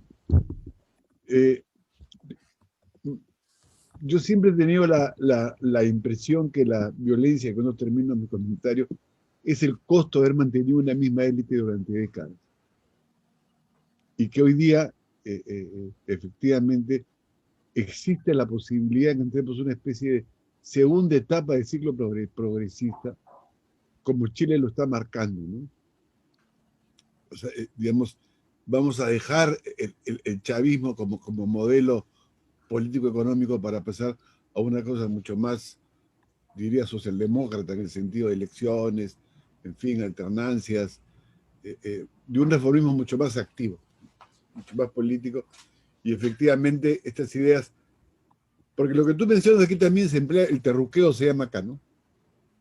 Todo aquel que es de izquierda o que propone el cambio es acusado de terrorista, que se llama terruqueo. Y esa es la prédica hoy día de la derecha del país, pero sí me parece que Colombia con Chile podrían marcar otro ciclo distinto, sobre todo en América del Sur, ¿no? Respecto a lo que significa el progresismo y ser de izquierda en la región. Me parece muy, muy interesante en ese sentido lo que pasa en Colombia, ¿no? Un país realmente que pesa la violencia, y eso creo que entienden bien aquí los peruanos, tiene una sociedad civil mucho más activa que la peruana, con más organizaciones, con gente que se moviliza más, y acá habiendo menos represión una vez terminada el conflicto armado. Evidentemente la sociedad civil comparada con la colombiana es francamente bastante mala, ¿no? O bastante baja, ¿no? De poca densidad y poca coordinación y movilización entre ellas, ¿no? Ese es mi comentario, Molvina. Yo voy a hacer, sí, o sea, como un listado, Sí. O sea, se llega al poder y ¿qué? ¿El poder para qué? Dijo claro, es un problema que hay que definirlo, ¿no? Darío Enchandía, un tocayo muy célebre aquí en Colombia. Dijo, ¿el poder para qué? Por ejemplo, sea usted presidente, que estamos aquí en problemas. Dijo, no, ¿y el poder para qué? No me ponga con ese problema. Porque mira, tenemos la cuestión del cambio climático. Somos extractivistas, nos estamos desindustrializando, desagriculturizando. Son sistemas muy financiarizados, son estados endeudados, ¿sí? Entonces, la izquierda no, o sea, tiene que tener sin una respuesta suficiente, sí tiene que tener una respuesta distinta, que no la tuvo el progresismo en su primera ola. No la tuvo Correa, no la tuvo Evo, no la tuvo Lula, no la tuvieron los Kirchner, no la tienen en Nicaragua, menos que la tienen en Venezuela. Todos aceleraron el extractivismo para salir del extractivismo, porque daba mucha renta y con eso, digamos, hacer política social. Si esta nueva ola de consolidarse y de afirmarse, digamos, del progresismo latinoamericano, no se ataca a eso, pues seguimos a la cola del mundo, seguimos estando en la cola de los ratones, ¿sí? Porque ese es el problema crucial, uno de los problemas cruciales de la humanidad. Segundo, yo creo que quizás si hay mucho más de eso, más fácil que lo público. Yo lo veo en Chile, es muy fuerte.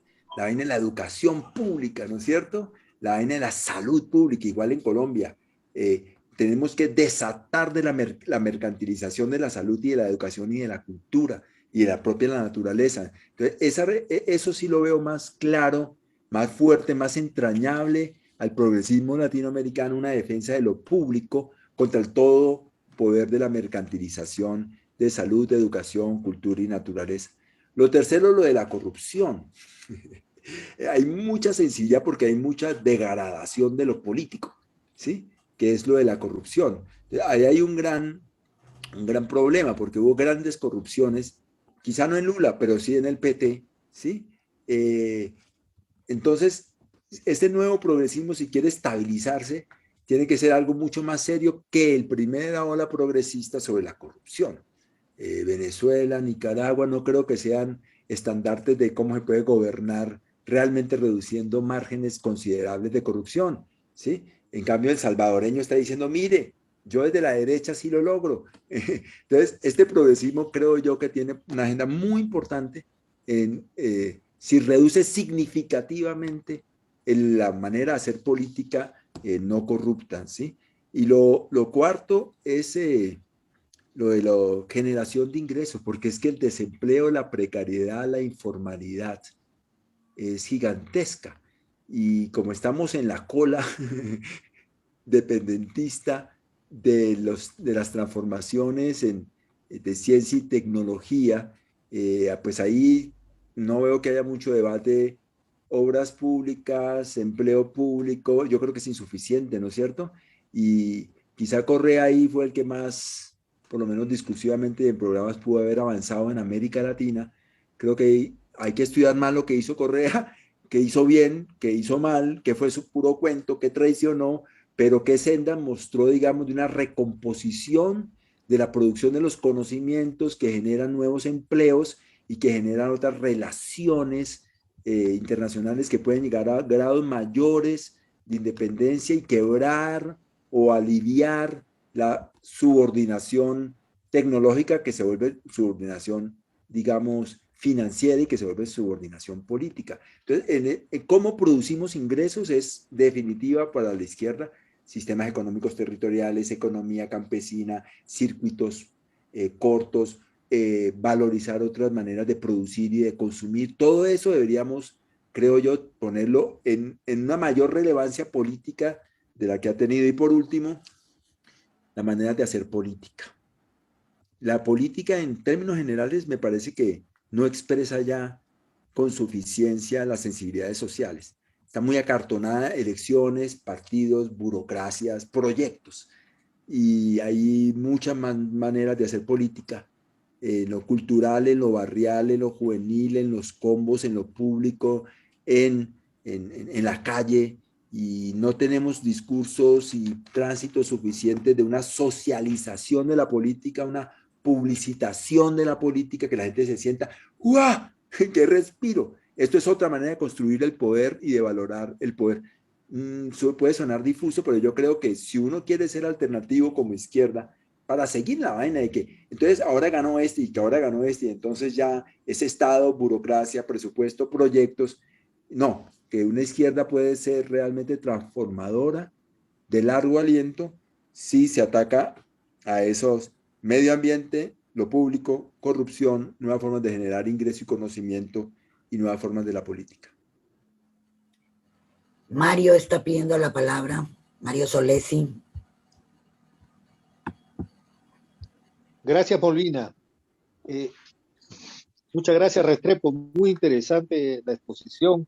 He leído algunas cosas últimamente y creo que es un buen resumen y muy actualizado. Yo quería preguntar sobre o insistir en dos puntos que uno de ellos los preguntó Beto, y es el papel de Estados Unidos en Colombia, en las relaciones con Colombia. Creo que con Biden podrían haber algunos cambios en los acuerdos, en la manera como se mantienen esas relaciones. Y por otro lado está el tema de la pandemia. No has hablado casi nada sobre el tema de la pandemia y quisiera saber si eso tiene un papel significativo, cómo se ve la salida de la pandemia. Bueno, esperemos que a fin de año todos estemos saliendo, pero eso trae, por lo menos en el Perú, claramente una presión muy fuerte sobre el papel del Estado y el rol del sector privado en esa lucha entre enfermedad y producción, enfermedad y generación de riqueza, que se muerden la cola permanentemente, ¿no? Eso era lo que quería insistir más que hacer una pregunta nueva. Gracias. Gracias, Mario. Y Gustavo, con ello cerramos y de ahí a Darío. Gustavo, tu micro, Gustavo. Sé que estamos cerca al cierre y yo quería señalar una cosa distinta. En primer lugar, de veras las reuniones que tenemos son siempre buenas, no ha habido ninguna mala, pero ahora estoy especialmente agradecido, Darío, por la intervención, porque creo que nos da muchas luces para leer también nuestra propia sociedad. Nuestro candidato, entre comillas, de izquierda, hoy día en las elecciones, no es un peto, y es más bien un representante de uno de estas tantas expresiones culturales, como has dicho tú, que existen en el Perú, en todo el Perú, un maestro de provincias, un sindicalista.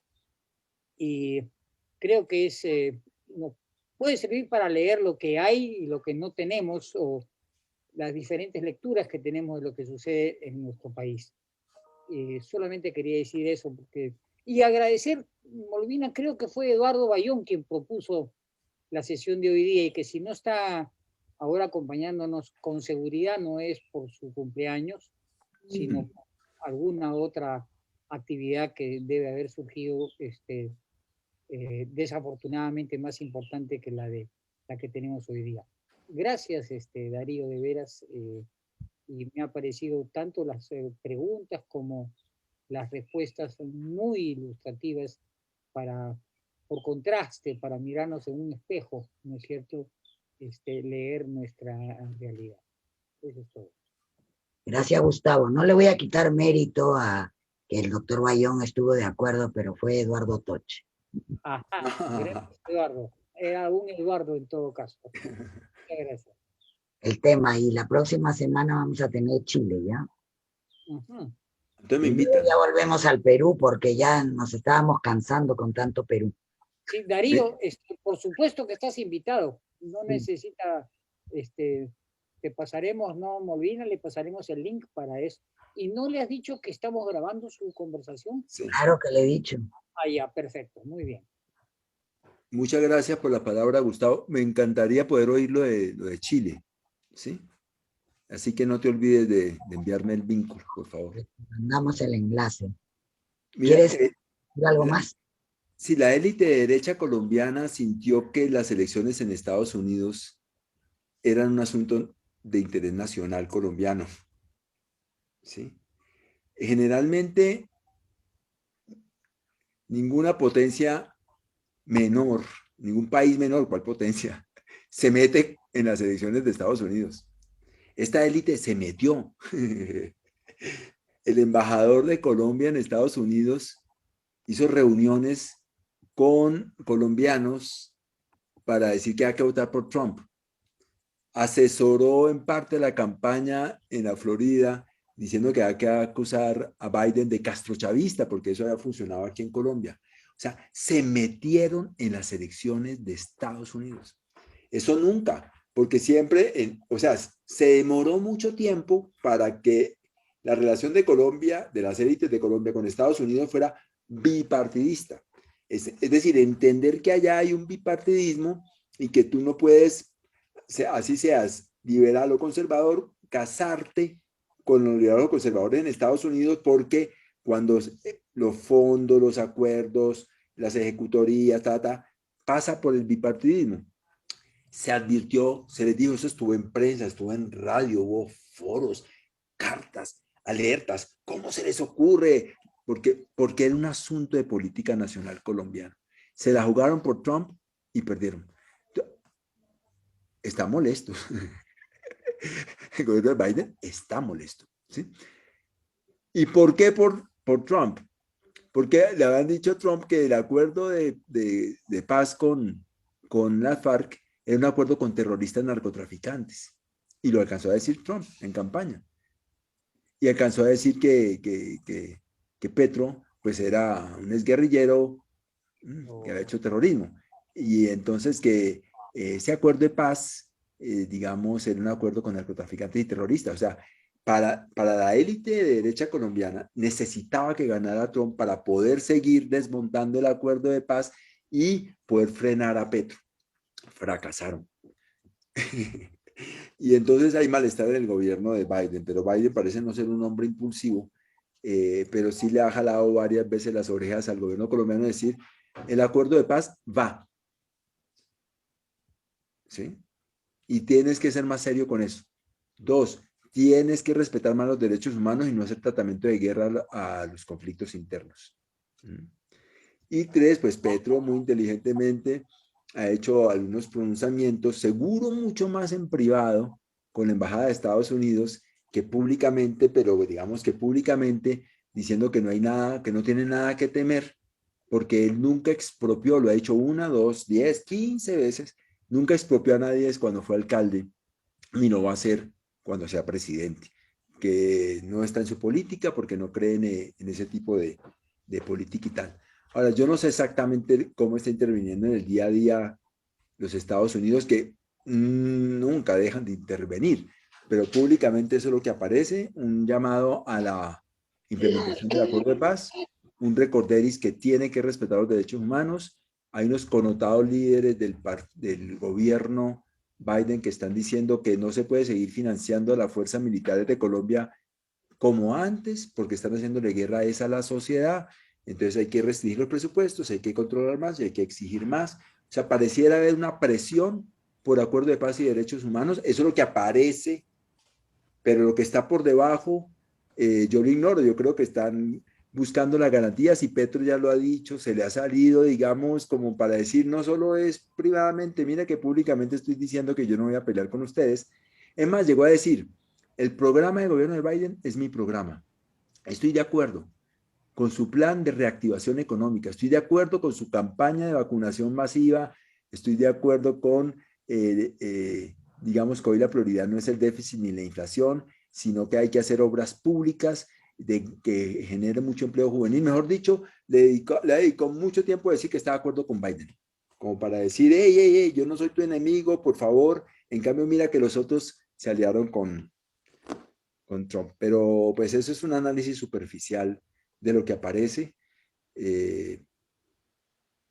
No sé qué tan pragmático sea Biden como para decir que independientemente que el tipo venga de la izquierda, puede ser un un buen aliado que le garantice estabilidad a sus negocios y ampliación de sus negocios, ¿no?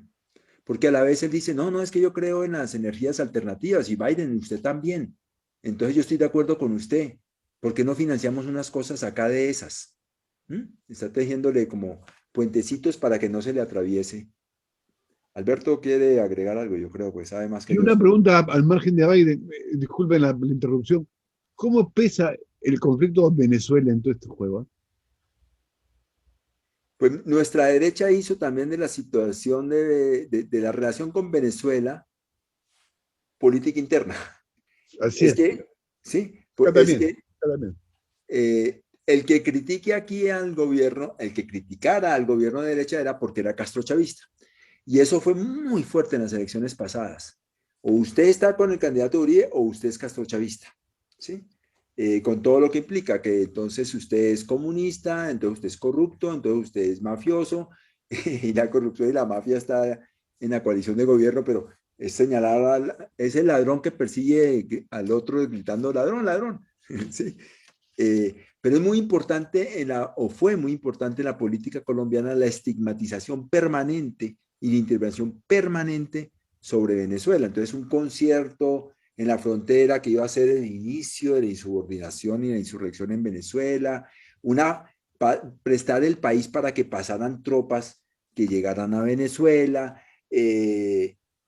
tropas norteamericanas que vienen a hacer instrucciones cerca a la frontera. O sea, Colombia está metida en el conflicto internacional como cabeza de playas que llaman, ¿sí?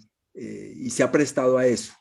Yo dudo que Petro lo haga, o quizá esa sea la condición. O sí, quizás sea la condición. Pero ese es el límite, ¿no? De que si usted lo dejamos ser presidente, pero nosotros definimos qué hacemos Claro, con él. ese es el límite, pues. Porque el límite tiene que ver con lo regional, no con lo nacional.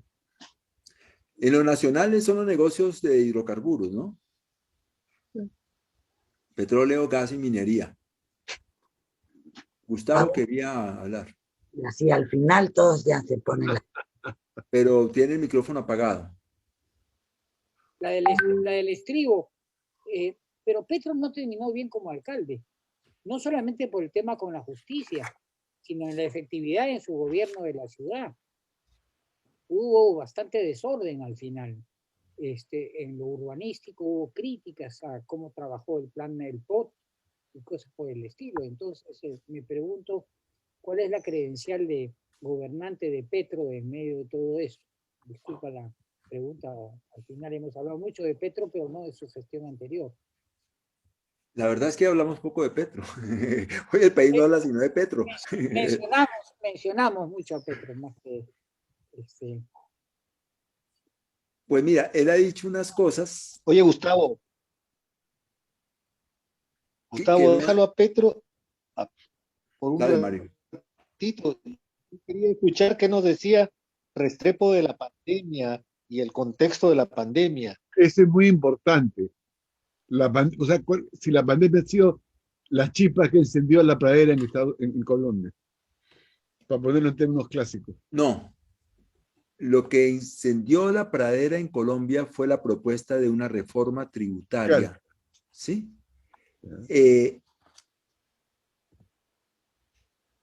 Que no cargaba de impuestos a los más ricos o muy poco, ni a los terratenientes. Es que aquí circuló la declaración de renta de Uribe y de varios connotados dirigentes o connotadas lideresas del Centro Democrático. En su declaración de renta era 0 y todos son terratenientes. Entonces, la gente empieza a ver, uy, estos tipos que nos están pidiendo impuestos, sacrificios, solidaridad, no pagan impuestos ellos mismos y son terratenientes. Bueno, ¿tú dirías, Darío, que todos son terratenientes? Porque no, pero Uribe sí lo es, la Cabal, Paloma Valencia, María Fernanda Guerra, o sea, 4 connotadísimos, de los más connotados líderes de ese partido son terratenientes. Es que donde hay terratenientes hay violencia, pues. Fíjate Brasil, ¿no? Con los coroneles. Sí, y hay una imposibilidad de reconocimiento del derecho de los trabajadores y de los otros. Claro. porque es una estructura, digamos, estamentaria de la élite, la que tiene el conocimiento, el poder y el derecho. Y los otros, yo hago caridad, o tienen derechos menores. Es el orden colonial traído al presente, de una sociedad más estamentaria, ¿sí? Entonces son paternalistas, ellos hacen caridad, ellos hacen programas sociales, ellos son queridos con el sometido, pero no reconocen los derechos del otro como igual. Ahora sí, la última. ¿Y tú crees que la derecha puede reaccionar como pasó con la Unión Patriótica? Ya, van más de 260 Claro, exfirmantes del acuerdo de paz asesinados, así es. y Claro. antes de la pandemia estábamos en asesinatos semanales del partido de Petro de la Colombia Humana. Es que no es la violencia, no es sí, que de pronto ocurra mañana, es que Claro. siempre está ahí, siempre. Están asesinando excombatientes, están asesinando a los Colombia Humana. Hace 3 días salió una lista ya en la ciudad de Barranquilla, en el Caribe colombiano, con una veintena de conocidos profesores, ONGs, periodistas, líderes sociales, con declaración de muerte, ¿sí? Y igual pasó en Popayán, está pasando en Cali, o sea, se nos viene no, estamos en esas y seguimos en esas. La pandemia aceleró todo, cierre de empresas, desempleo, flexibilidad laboral, precariedad, ¿sí? Y entonces rabia, hacinamiento, más pobreza, y el gobierno reaccionó tarde y mal, muy poco subsidio, porque la ortodoxia decía no, porque el gasto público hay que contenerlo, porque si no las calificadores de riesgo va a decir que el déficit aumenta y entonces no vamos a perder la confianza inversionista. Entonces, tarde y poco, chichipato. Y dijo, y voy a dar un paquete tarde de plata para la reactivación de las empresas para que no se quiebren. ¿Y qué hizo? Lo pasó por el sistema financiero. Y el sistema financiero de una se metió una cantidad impresionante, no sé si conocen los pesos, 500.000 millones de pesos se calcula por el solo intermediación, además de la tasa de interés que iba a cobrar por el manejo de esa plata. Entonces, la gente ve eso. Y la plata no llegó a la pequeña y mediana empresa porque yo como le voy a prestar a una empresa que se puede quebrar, entonces la plata la concentraron otra vez las grandes empresas. Entonces reaccionó muy mal a la pandemia, no es solo la pandemia, sino la reacción a la pandemia. En las primeras negociaciones internacionales para adquirir las vacunas, el gobierno decidió no comprarlas porque todavía estaban en la fase 2 de experimentación y que de pronto esto duraba poco y que había que esperar. Entonces, cuando llegaron ya era tarde. Entonces, manejó mal la compra de las vacunas, manejó mal los subsidios a los pobres, manejó mal la plata para el sostenimiento de las pequeñas y medianas empresas, y en medio de ese mal manejo, ¿sí?, pues dice que hay una reforma tributaria que las clases medias empobrecidas son las que tienen que pagar a la vez que hace exenciones a los ricos. Yo creo que ese fue el detonante.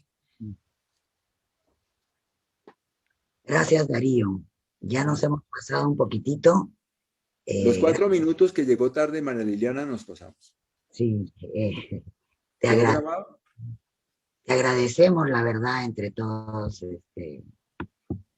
por el tiempo, por la calidad de tus comentarios, la exposición, por la mañana, y quedas, como ya te adelantó Gustavo, cordialmente invitado a sumarte cuando así lo deseas a las reuniones. Estamos todos los martes aquí de 9 a 11 de la mañana. Bueno, muchas gracias por la invitación, muy amables, un grupo muy calificado, preguntas dificilísimas, me pusieron a pensar y a sudar. Ahora creo que entiendo más por lo menos mis insuficiencias de explicación. Me encantaría que me invitaran a la próxima sesión sobre Chile y después veremos. Ya, estás. Buen día. Nos tomamos una foto, aprovechando ya. Ok. Si pueden prender sus cámaras para el recuerdo de la pandemia. Diana, hola. Gisela. Hola, Molby. Un saludo desde Red Lab Colombia. También soy colombiana. Hola. Nada, qué bueno que hicimos este ejercicio hoy. Buenísimas las preguntas y, por supuesto, la exposición de Darío. Diana, bienvenida. Gracias, Mol. Han estado los amigos de Parcomún, Viviana también, que es colombiana. Es que puedes poner la pantalla de una manera que salgan más cuadritos, creo. Sí. Listo de galería. En galería.